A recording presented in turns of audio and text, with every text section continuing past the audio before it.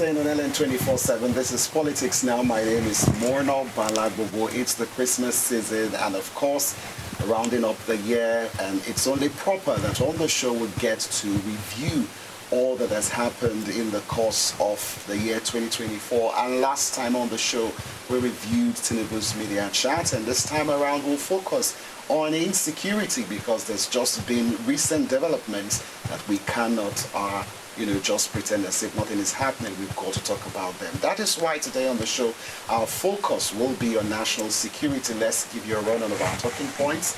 Look at the Sokoto military airstrike. We'll x-ray impact of Tinubu's security architecture and also alleged military alliance with France against Niger. And joining us is no newcomer to the show, Dr. Stephen Obochiokwori, who is a security expert and, of course, senior security manager, Stigmeric International Limited, a security firm. He's also a sociologist, security, safety, and crime management consultant. Thank you so much, Doctor, for being with us on the show today. Yeah, thank you for inviting me. Yes. Yeah. All right, so let's break down the conversation. Ensuring national security is a sole focus of any government of the day. Beyond security in lives and property, a secure nation boosts what is bound to attract foreign investments and also food production, which in turn reduces food imports and ensures food security, thus reducing economic hardship to the barest minimum. Now, President Tinubu took over office. He put together his security architecture. While there's been much progress in the fight against insecurity, news of banditry and kidnapping dominated the headlines this year, with farmers' herders clashes here and there. Now, we begin the show tonight by making sense of the Sokoto military airstrike. Now, a fighter jet mistakenly bombed two communities in the Silame local government area of Sokoto State. The incident, which happened on Wednesday, left at least 10 innocent villagers dead and several others injured. The Sokoto State government confirmed the incident in a statement on Wednesday.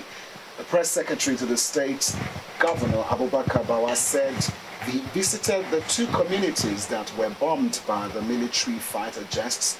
Also, the chairman of Silame local government area, Abubakar Mohammed Daf Tarana, identified the affected villages as Gidan Sama and Runtua. He said the fighter jets were reportedly targeting Lakurawa terrorists, adding that the team was working to assess the level of damage and casualties emanating from the airstrike. And according to Daf Tarana, it is too early to confirm the number of people either killed or injured because of assessment is still ongoing. Meanwhile, the spokesperson for Operation Fansan Yama, Lieutenant Colonel Abubakar Abdullahi, however, did not confirm if military jets struck the communities. He added that there is a significant risk that Lakurawa and other terrorist groups may attempt to undermine military successes through media disinformation, necessitating caution concerning unverified claims, especially in the ongoing fight against terrorism and banditry. He said, importantly, the targets struck in the vicinity of Gidan Sama and Runtua have been positively identified as associated with the Lakurawa group, reinforcing the justification for the military's action. Well, a Nigerian Chief of Defense Staff, General Christopher Moses, said the military did everything to avoid mistake and that if any mistake happened in the course of the operation, the military will investigate as footage of all that happened is available for review. The Chief of Defense Staff, General Christopher Musa, said the military have done all that is necessary to avoid mistake in the operation. Let's have a listen to what he said. I want to extend my heartfelt appreciation to every one of you for your unwavering dedication and sacrifice in ensuring the safety and security of our dear country, Nigeria, particularly in your deployment to the Joint Task Force Northwest Operation Fansan Yama. There is not going to be any foreign base in Nigeria. We will not allow any foreign base to be established in Nigeria. We have the capacity and capability. The only thing we can do is we can train together, and that is it. We send our officers and soldiers training abroad. They equally send their own to come here for training. They can come here and we'll do joint exercises and all, but no foreign base will be allowed in Nigeria. We want to make that very, very clear. And any element that is using Nigerian soil to want to attack any other person is our own enemy, and we're going to take him out. And so we appeal to all these neighboring countries I've had comments being made, especially of recent. Some of our neighbors have accused Nigeria of allowing its soil. It will not happen. It is not true. Anybody that is doing that is not doing that with the authority of any nation, and that's why we need to work together. Now, there's been calls for a holistic investigation to exactly identify those that lost their lives during the military airstrike in Sokoto State on Wednesday. The state government claimed that a fighter jet mistakenly bombed two communities in Silame local government area of the state, killing about 10 innocent villagers and injuring several others. However, the military denies any mistake in its strike, with the spokesman for Operation Fansan Yama, Lieutenant Colonel Abubakar Abdullahi, maintaining that the targets struck in the vicinity of Gidan Sama and Rumtua have been positively identified as associated with the Lakrowa group, reinforcing the justification for its action. Dr. Stephen, what's your immediate reaction? Because I don't want to say there is controversy now, because when the military says that the targets were victims because of their association with the said terrorist group, Lakrowa. So was this in any way avoidable? Yeah, I want to thank you for inviting me to give my perspective on the issue that is, I would say, trending. And my condolence to the families, the innocent civilians or villagers that were killed, and to my sympathy to the injured. I would say there's a controversy. Do you know why? Because we're hearing a different statement from the state government. The state government, or the governor who happens to be the chief security officer of the state, has spoken through his chief press secretary that the attack was actually carried out and it affected some villagers that were innocent. And the military is saying a different thing. Now, my worry is that why should we not have conflicting statements? Because I expect that both the military and the state government would have sat, to harmonize. So you're saying there's no synergy between the state government and the military? Exactly. That's what is clearly shown, because the governor has gone to give 20 million naira to the families of the victims, the ones that are dead, and gave some bags of rice and all that. But the issue is, it's a collateral damage in an operation like this. It's a warfare, whether we like it or not. And it's an asymmetric warfare. Asymmetric warfare is that you don't know who your enemies are. You are being confronted with a certain group of people that they are not clearly seen or known to be the people you are fighting against. So in an operation like this, collateral damage is expected, but is avoidable to a reasonable extent. Why I say it's avoidable is that in this kind of operation, technology is key. How well do they harness the benefits of using sophisticated technology in these operations? I've said it times without number that fighting insecurity is not a cheap venture.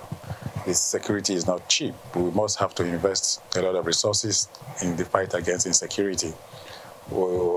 There's a lot that technology does now. How well do they use the technology that they have? How sophisticated are the technology? Was it that they went for substandard technology? Why am I saying this? If you are airborne and you are carrying out such exercise, there are cameras that you can use while you are up there. And the process of applying or using the cameras, you can zoom, be it day or night. When you're using it during the night itself, it's even clearer, right? You can zoom it and look out for your actual target, the person that you're looking for, right? So even in the midst of 100 persons, once you use that camera, you can zoom, because it's an intelligence, right? And that intelligence requires swift response, which is not something that we should take for granted. Now you must have gotten to a point where you have the features of the person you are looking for, whether he has a big head, he has a small body, clear features that, okay, this is the person you're actually looking for, right?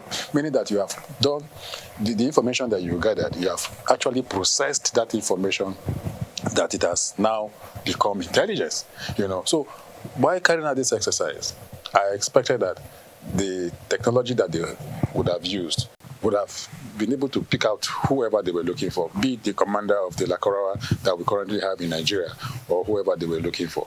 But I think that did not happen, and that's it now went to affect certain civilians that were living amongst these people. Now, how well did they even carry out the community policing initiative?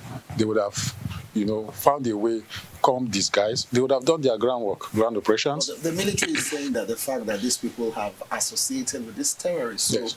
wouldn't it have been difficult for them to clearly, entice them out and so that they could attack before just bombing? No, for me, that's not an excuse. These guys are not Nigerians. We have our features, the way Nigerians look, right? If we suspect that, yes, these people have been there for a period of time, for almost 6 years, they've been there. I want to say that it's failure of intelligence on the part of all security agencies.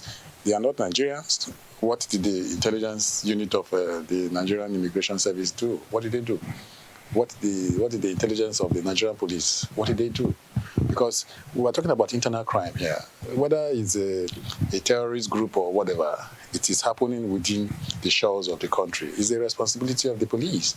So how well did the intelligence of the police function, right? Before we begin to talk about that of the military, So I think that there's something that is missing somewhere. And for me, I know that these guys that are entitled with the responsibility of protecting citizens and the state, they know what to do. I think the question is, are they ready? And are they serious in carrying out? Looking at the line of action, would it have been right for the army to contact the state government before making that strike? Some operations can be clandestine, can be covered. You just do it based on the information that you gather. Going to contact the government is like you are polarizing your mission. And that's why I'm always against the military and the police always quick to approach the media when it has to do with their operations. I give you an instance. When the president said he gave the Minister of State for Defense marching order to go and see how to fish out Bello Turiji from the Northwest region, and you expect that such information Bello Turiji will not hear, or his aides will not hear and tell you that, okay, these guys are coming after you. Jeopardizes the mission. Absolutely. Jeopardizes the mission. So we should hear from the military and the other law enforcement agencies success stories. Not when you are embarking on such operations. When you embark on such operations, you don't let us know. We don't need that information. When you come back and you are successful, we expect. Do you recall how many times? What's that man's name now? The founder of Boko Haram, the other commander that took over after the other man died, Abubakar Shekau. Yeah. Do you know how many times he was killed? It's because we are quick to go to the media. We're after Shekau, we're after Bello Turiji. No. I give you an instance here as well. When I interviewed victims of kidnapping for ransom during my PhD thesis, one of the victims told me that in the forest where they kept him in Kaduna, the kidnappers had radio. They listened to all this information, all this news. So we should take it easy. The operatives, they should take it easy. It's not everything they should rush to the media and begin to see how to make statement. Before they made this statement about whether it was a mistake or whether it was the civilians that were killed were housing this terrorist group, they would have done their investigation to be very sure. Now, if they come back to us now, what would they come and say? Would they try to tell us the opposite, or they will still stand by their words that they were housing the terrorists in their community? So a whole lot needs to be put in place. Like I said about community policing, how well are the police utilizing that initiative? They went to borrow this from the US, community policing philosophy or something. They went to borrow it from the US. I recall in 2018, monies that was brought out to kickstart the process, over 13 billion. How well did that money go in terms of letting the communities that we have in Nigeria know that there's an initiative like this? The police must be in constant interaction with members of the community. If the community members knew or heard of community policing, they would have, told the police or perhaps the vigilante group that certain people are in our community and we don't know anything about them. But meanwhile, they came as a result of providing security for their communities. I recall the last time we were breaking down. Yes. That was the reason why they first came. But so there seems to be a distrust of the people. Absolutely. And what do you think government can do to fix that? Because that alone is a big problem. Now, let us take it from this point that security is the primary responsibility of government. It's a constitutional thing. In a situation where Nigerians are being killed like chicken, it means that the government is not living up to its responsibility. Because they swore an oath that they are going to provide security for her citizens. In the event when they are doing the opposite, then it shows loss of confidence. The government needs to see that they sit up to provide security. Providing security is not for the federal government alone, the state government. They also have some responsibility there. It's not for we to be watching TV or reading or hearing from governors that they are just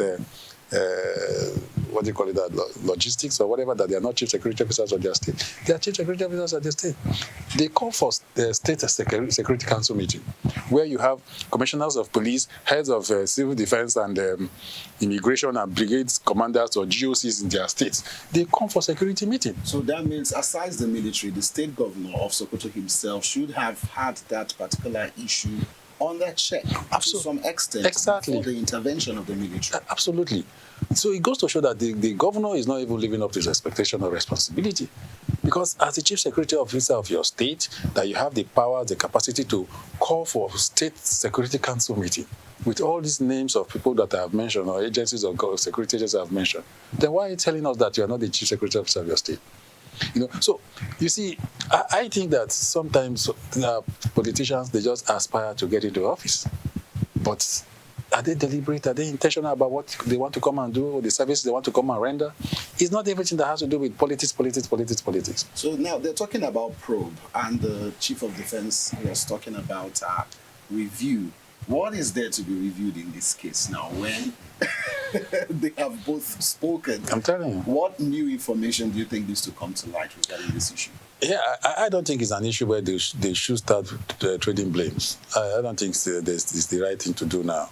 We'll just have to exercise some patience and see what they have to come and tell us. But my worry is that this first airstrike that has led to the loss of 10... which is not the first time. This is not the first. It happened in Nasarawa State, where about 39 people died.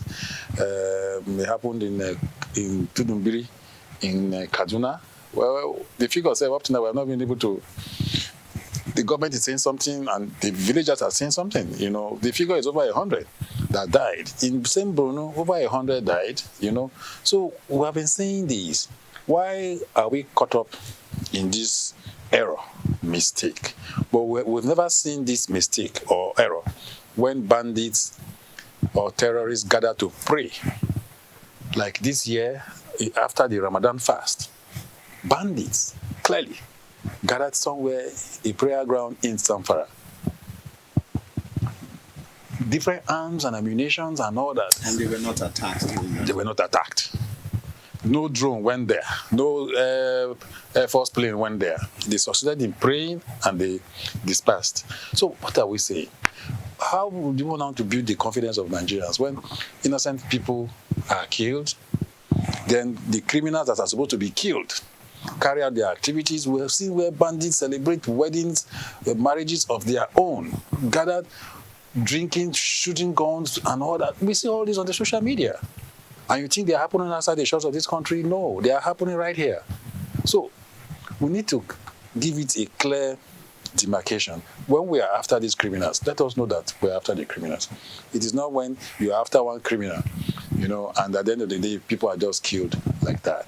Now, based on the response of the military, it does seem as if this is going to be grounds for such an incident to happen again, because from the response, there is no clear cut, like, okay, we'll try to do better. So it's just like this is just a casualty that you could not avoid in the name of tackling insecurity. No. They've given us that assurance that these mistakes will not happen again. Like when that one happened in Kaduna State, that over 100 persons died. Before it was established that it was the army drone, there was this conflicting information whether it was army or the Air Force, right? So why should we even find ourselves in that kind of situation? Before it was established that it was the army. And after that attack, unfortunate incident, the Chief of Army Staff, may he so rest in peace, General Lagbaja, apologized, and said it won't happen again. But for me, I think we're talking about human lives here. It goes beyond apology. Because no matter how well you apologize, it will return or bring back these lives that are lost. So for how long should we or can we continue to lose lives like this? I think that training, retraining, so that when they go out for such operations, the exact, the accurate, the level of precision should be accurate to the point that it won't lead to these damages that we are talking about. Because once one life is gone, they are irreplaceable. You can't replace this life. The one in Sokoto that happened, the victims, one of them, the child or something, so where father, mother, and her other siblings were burning.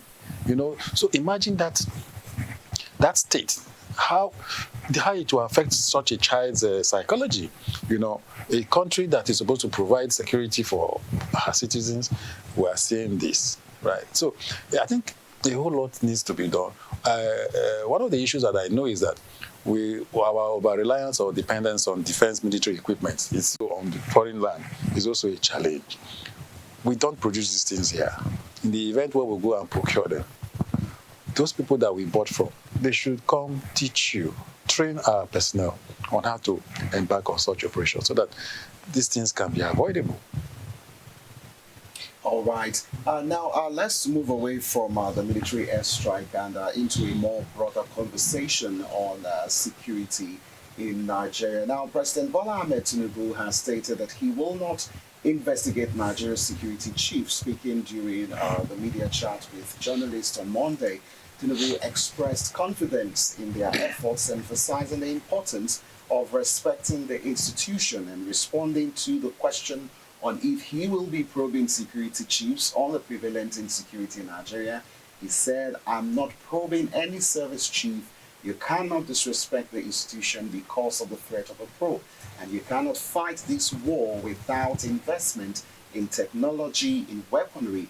And he also expressed his belief in the current security architecture, noting improvements in travel safety compared to previous times. Well, I've seen a lot of analysts try to make sense of this statement from the president, but I'm like, you people don't know jack when it comes to insecurity. You're just talking surface level. So I want to hear from you, who is the expert himself. What did you make of some of the summations of the president on his security architecture?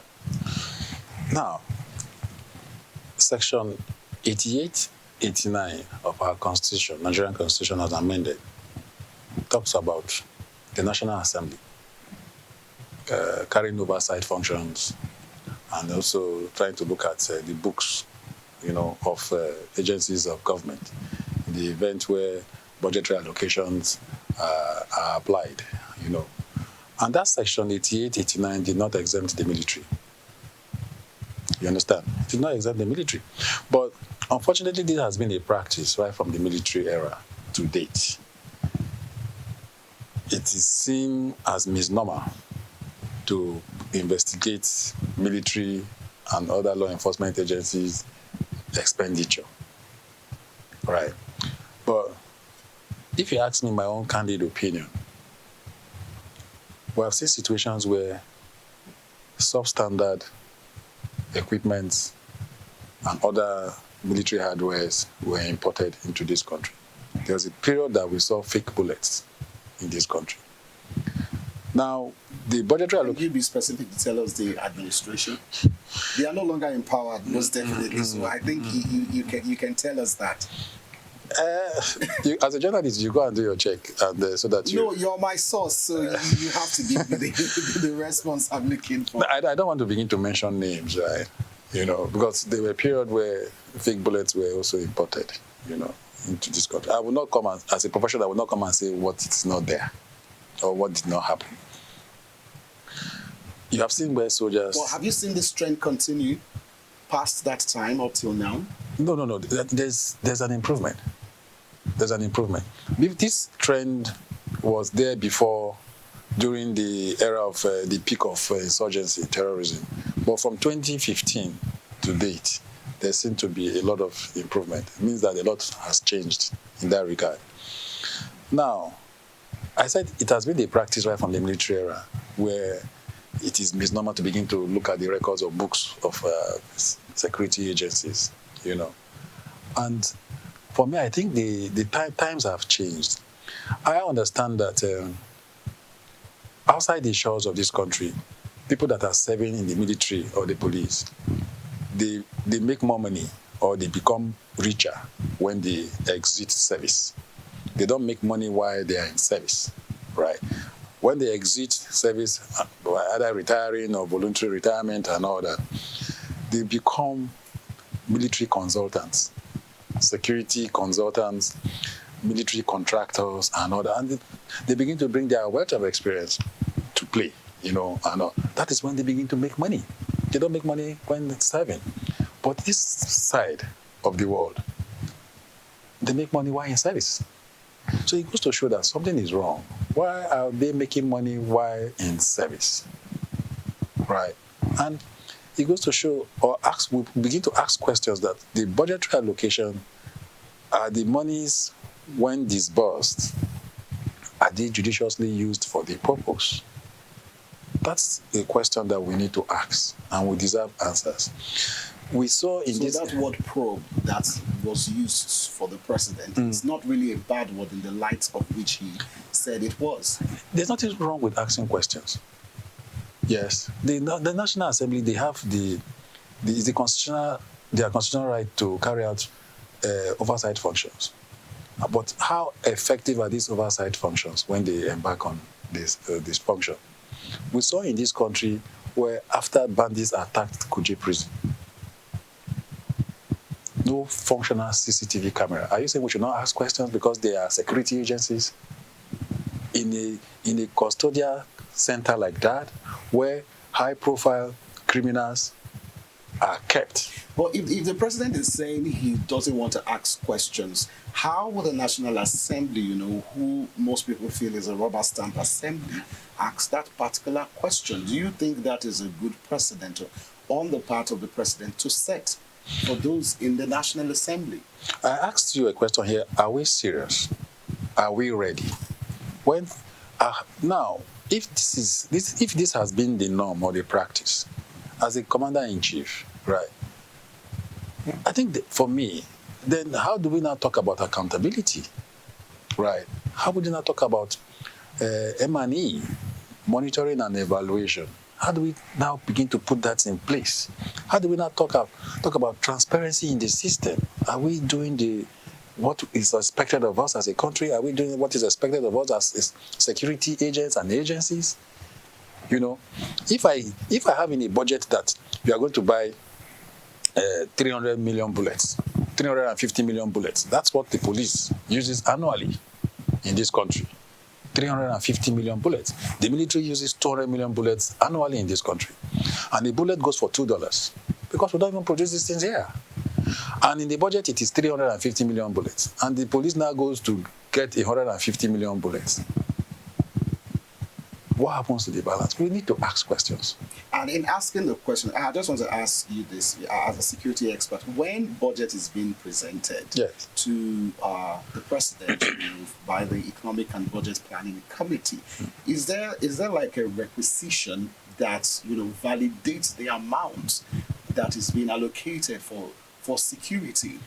Or you just say, okay, this is the amount of money we need, when it has not really been clearly allocated to maybe we want to purchase weapons and all of that. What is the situation from your knowledge? In the budget, there are portions where you hear about certain equipment, military hardware, XYZ, logistics, training, and all that. It's clearly spelled out, And once these things are clearly spelled out in the budget, at each point of the way, they come ask, they put up their request and all that. My worry here is that we should be looking at the administrative bottlenecks that perhaps hinders the quick flow, how these monies will get to them in the event where they need them as quickly as possible, right? That is what we should be looking out for. And also, beam some searchlight, beam some searchlight so that let us know that, yes, the monies that is given to them is judiciously used for the purpose. I'm sorry to say, we even in the hierarchy of the authority of the military, they are fishing out bad eggs within their system that are corrupt. There was a major general that was demoted to the rank of a brigadier general. And I think at the end of the day, he was dismissed when over 300 million naira was diverted and all that. So are you saying we should not ask questions? We should not probe to know these monies are used for the purpose? We are talking about insecurity, fighting insecurity here. Year in, year, budget comes, budget goes, and we see an increment in the yearly budget. And the fight against insecurity, the results or the achievements that we are recording, is it commensurate to the budgetary allocation? Is it commensurate? Which leads me to ask you the question when the president said that he's proud of what they have been able to achieve so far. The word he said is we should give them credit. What is your response to that? Yes, we should give them credit. Yeah, as a fellow of the Nigerian Army Resource Center, I know that the military are doing their very best. That for sure I know, because considering the number of boots on the ground, it's not. We need to see how to increase the number of boots on the ground, because we are fighting a situation where crime, kidnapping, insurgency, bandits, and all that happen in virtually all part of the country. Farmers' headers clash. A whole lot is happening. And the number of soldiers that we have on the ground, how many are they? The number of police that we have on the ground, how many are they? We have less 400,000 police officers on the ground. By the time you do your walk-ins and you carry out the numbers that are already providing security for our VIPs, the wealthy individuals, our embassies, the embassies of foreign lands that are here, that are being provided. The VIPs. Government agencies, institutions that have presence of police, manning guards, and all that. By the time you do your calculation mentally and you take out the number, how many do you have left? You have banks that hire the services of police. You have the central bank that anywhere you go, you see police. So how many do you have that is protecting the remaining almost 230 million Nigerians? Don't forget that the UN ratio of a police to a number of citizens is 350 to 400. But right now, when you begin to do that mental calculation, you will see that you have one police officer to over 1,000 Nigerian citizens to protect.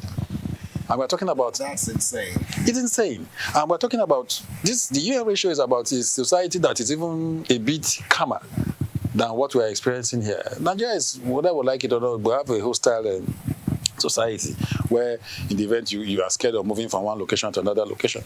On the 26th of this month, that's about two days ago or so, families that were traveling to Anambra State for the festive season to go and enjoy themselves bought produce, tomatoes, pepper, and all that in their boat. 3 cars, 2 SUVs, and one other. They were kidnapped. As I talk to you, they are in captivity. So we have a whole lot of them that are there in captivity. Now, in assessing the impact of the president's security architecture, this year there were more of kidnappings and banditries than insurgency. So is this the new norm of insecurity, and why is there a lot of concentration of that? Because even in the FCT, there were times during this year where it was a real challenge, and the FCT minister had to be called to order. And moving into the new year, how can we cut down the rate of this particular form of insecurity? Now, kidnapping for ransom has become the order of the day. It has become very prevalent. Do you know why? Bandits kidnap now. You see bandits who hold communities hostage, right? They levy them. They pay hundreds of millions of naira for them to be alive, for them to be able to access their farms. Terrorists also kidnap. The train attack, Kaduna-bound train from Abuja. Yeah. They were attacked. They were attacked by terrorists. So do you know how much that was paid?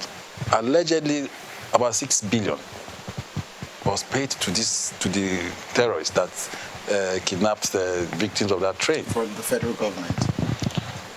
Individuals. The Pakistani that was in that train paid 200 million. The other Nigerians that were in the train, they were paying 100 million. It's there on record. It's there.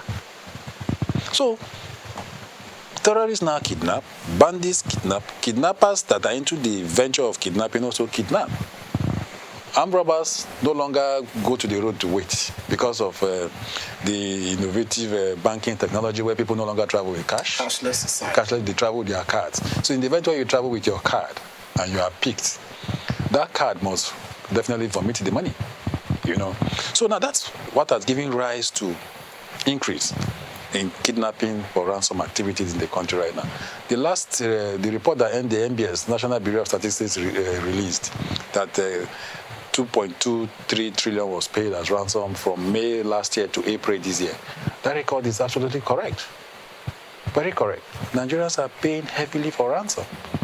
Don't forget, I told you I did my PhD thesis on kidnapping for ransom.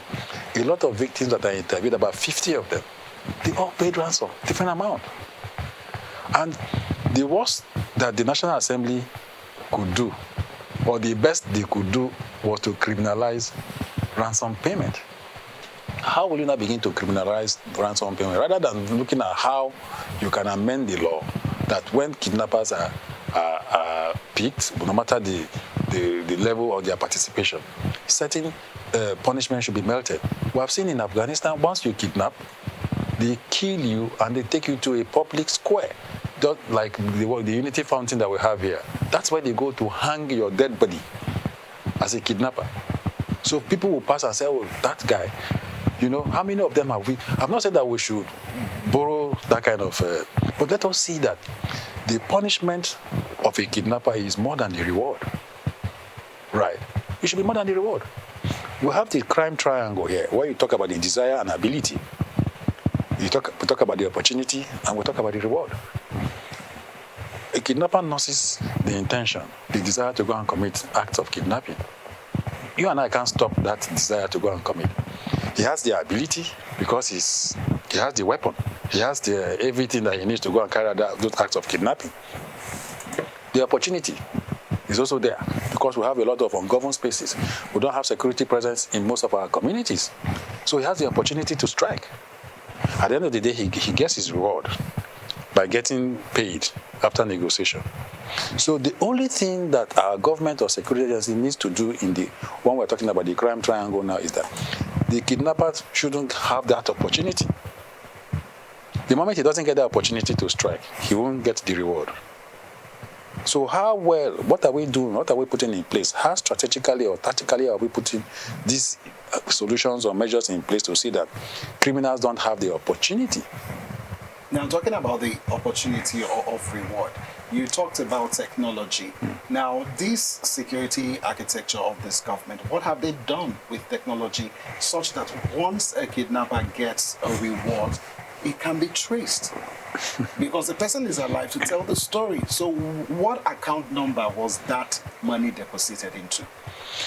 Now, you know, why has this been very difficult under this administration? Now, as the security agencies are also thinking, the criminals are also thinking, you know, they are devising other means of trying to see how to carry out these acts of criminality. The ransom payment now, most times they take is cash. No matter how difficult it is, they must see how to look out for the cash, the families of the victims, to go and give them. And there they even still count to be sure that you brought the accurate amount of money. You know, I have videos that clearly shows where kidnappers collected ransom. They were brandishing the stuff in their on video, shared on the social media and all that. In this Naira notes, you see it clear, Naira notes. Now, the EFCC, NFIU, and banks, how well are they even synergizing? Right. I know of somebody that they collected 1,150,000 naira from the person's account. The money was used by these criminal elements in a one-chance operation in the FCT here. They used the POS. Criminals, how did they get POS? And they were using it, they were comfortable, confident, applied the person's ATM card, and they were transferring the money into an account.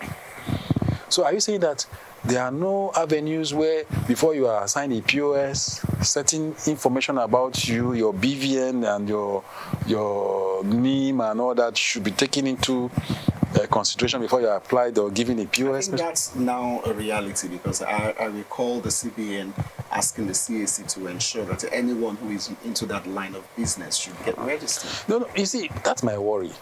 We've always been reactive, right? We've had our history, we've had our experience, and we are seeing our current realities. Which one have we taken? Is it our history that we have taken? So, okay, let us see how we close the gap. Or is it our experience that will go to the drawing board to say, okay, we have learned from this. How do we do it? Why are we always backward? I give you an instance here. When after the Osama bin Laden attack on 911, on the World Trade Center, 911 era, there was nothing like Homeland Security.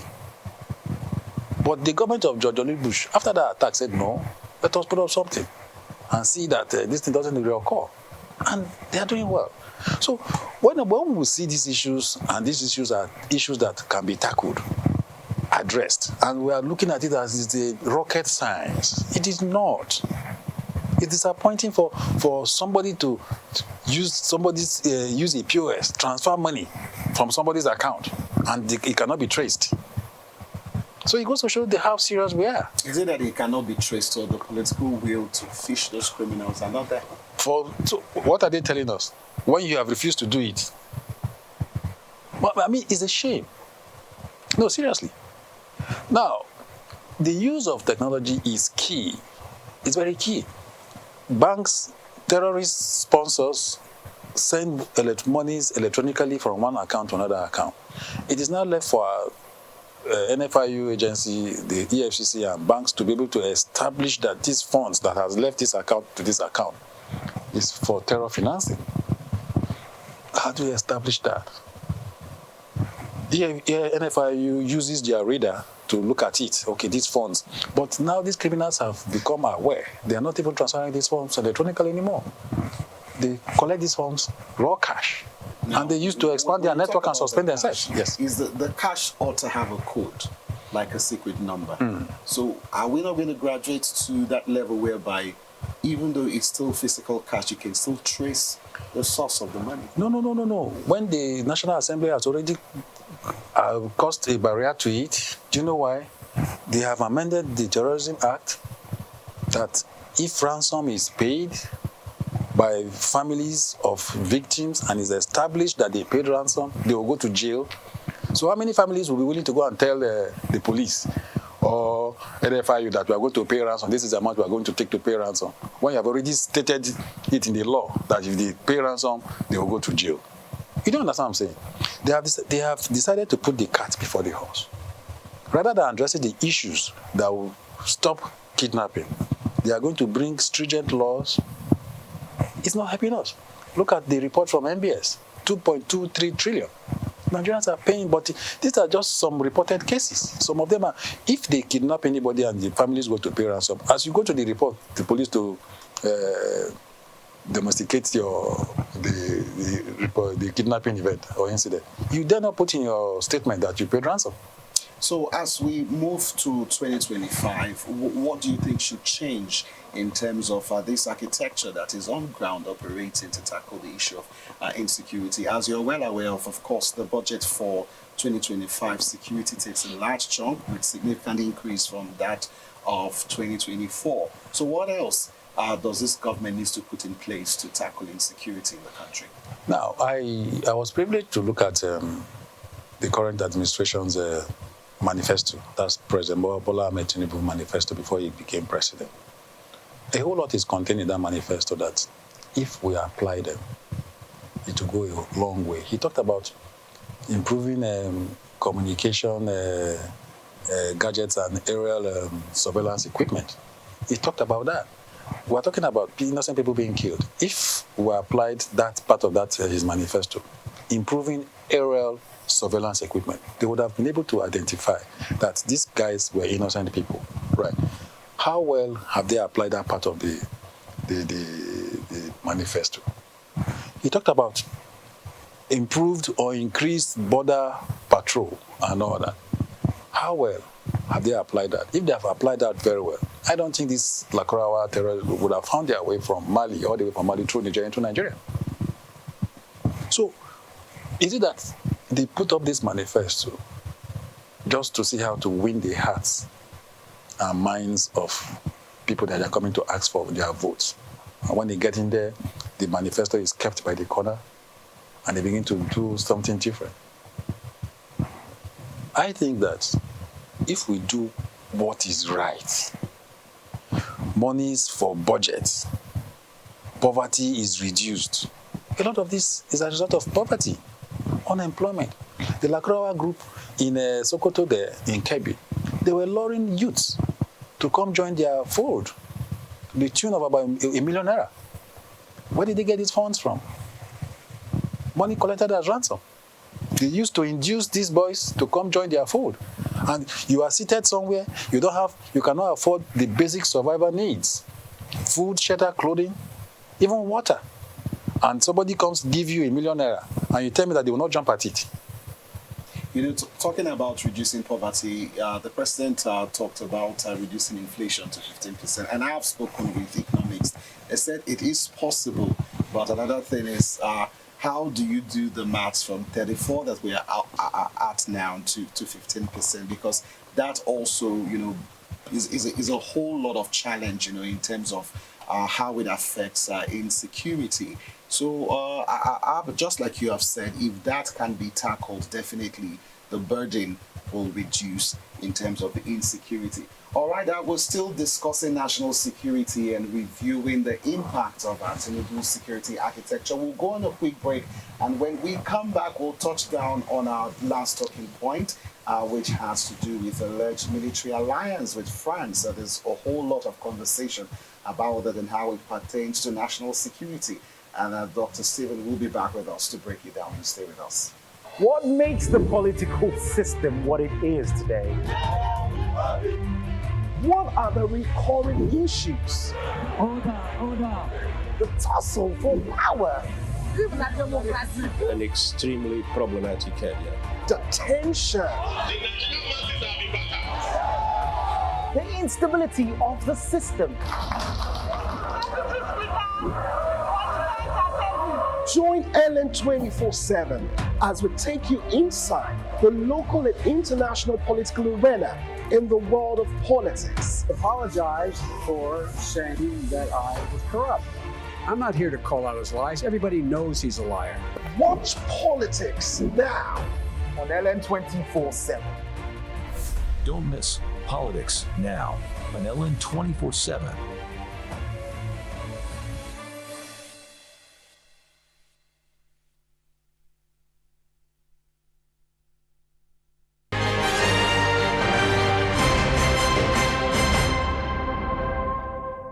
Many thanks for staying with us. It's still Politics Now right here on Ellen 24/7, and we are focusing on national security, doing a review of 2024, of course, how politics affects basically every sector of the nation. So let's give you a rundown of our talking points again. We've started with the military airstrike in Sokoto, and then looking at the president's security architecture and making sense of the impact of governance in terms of his appointments and the positions he has given out to people in the military to sort out the issue of insecurity. But before we go, we want to look at I wouldn't call it controversy now, but the conundrum between statements being made by the Tchianne of Niger regarding interference and alliance with France. Well, the Minister of Information has said that Nigerians remains committed to fostering peace and harmony, maintaining its historic diplomatic ties with Niger. The federal government on Thursday said Nigeria is not colluding with France to destabilize the Niger Republic.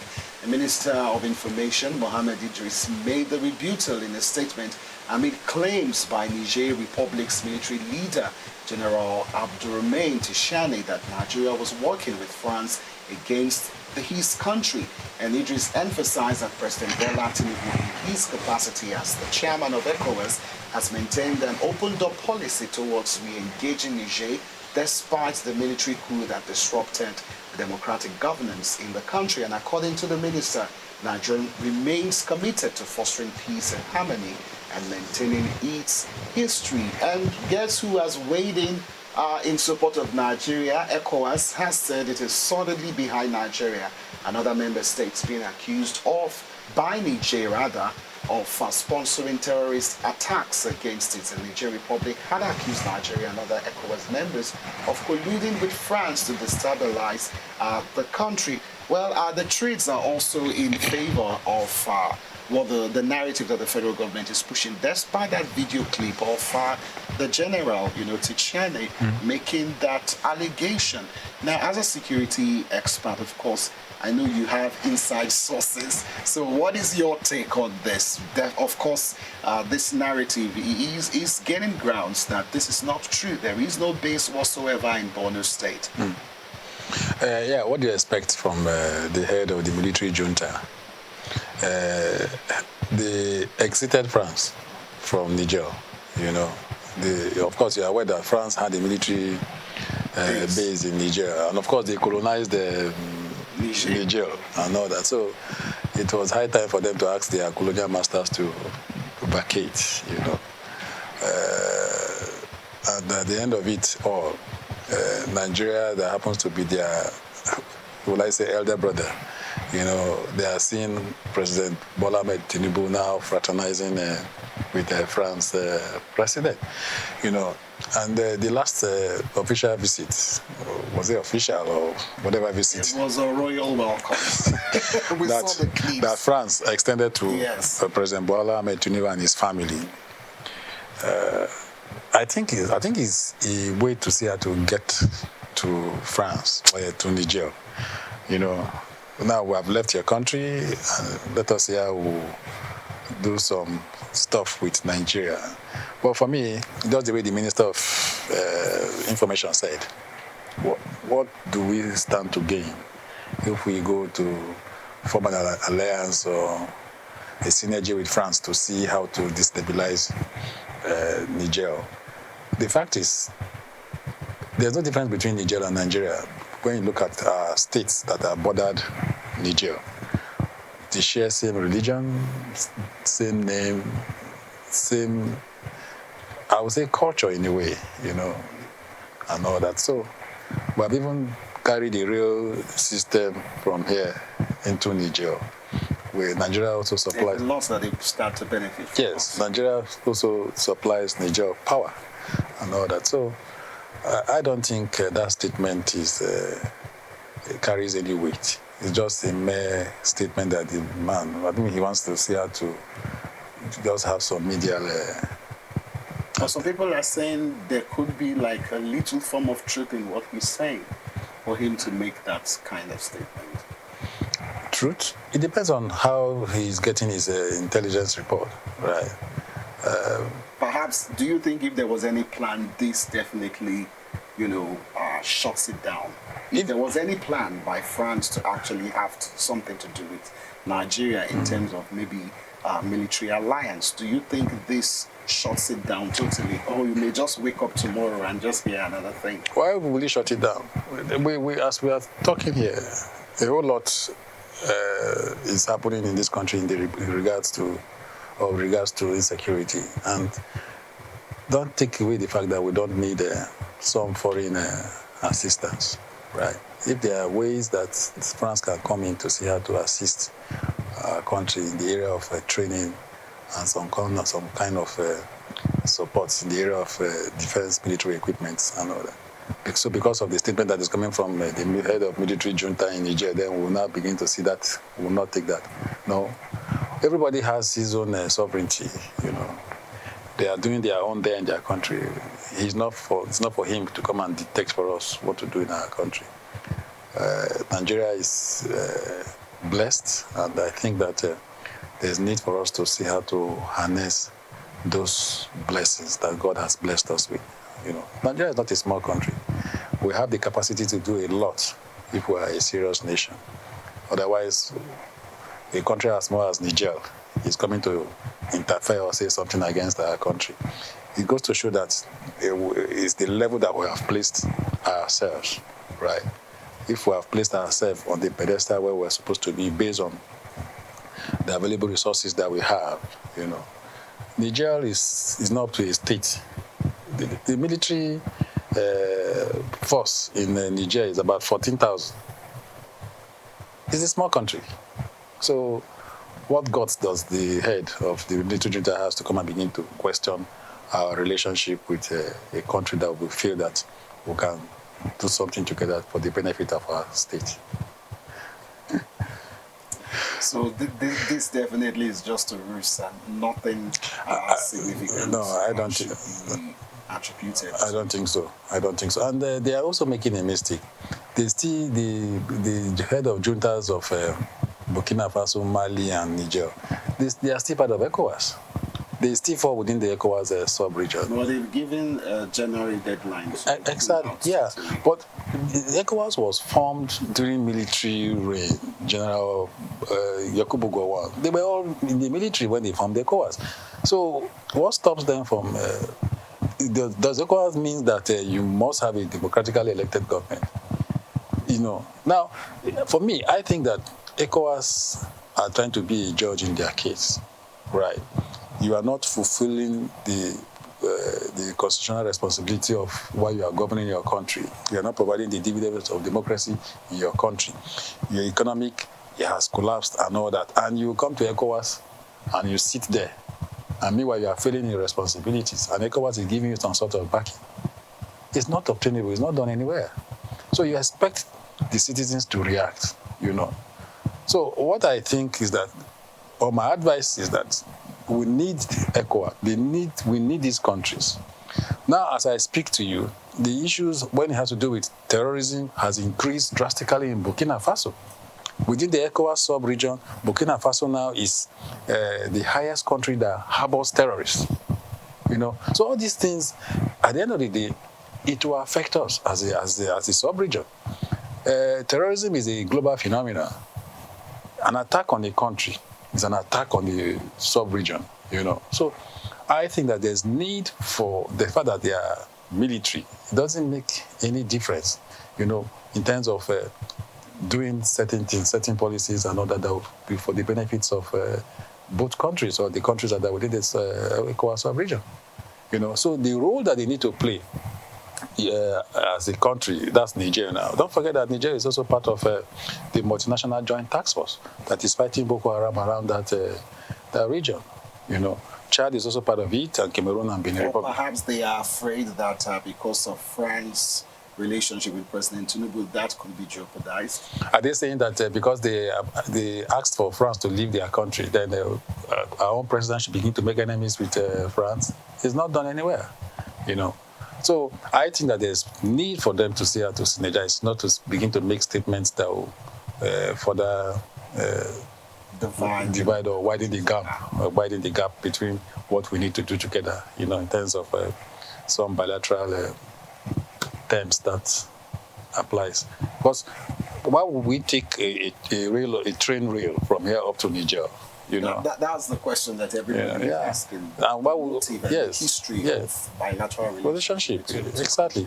We supply them power. So all this we are doing as a result of the bilateral working relationship. So I think the man just said something there because he's a soldier.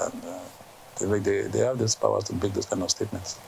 All right. Once again, thank you so much, Dr. Stephen Okwari, for being with us on the show. I mean, your expertise is always appreciated. So Merry Christmas to you and your family, and Happy New Year. And hopefully we will meet in the new year with positive news about Nigeria's security architecture. Thank you. Thank you so much, sir. All right, viewers at home, thank you so much for watching today. And of course, we'll continue our series next week as we begin to examine our politics in the year 2024. Once again, my name is Mono Balagobo, thanking you for watching Politics Now today. God bless Nigeria.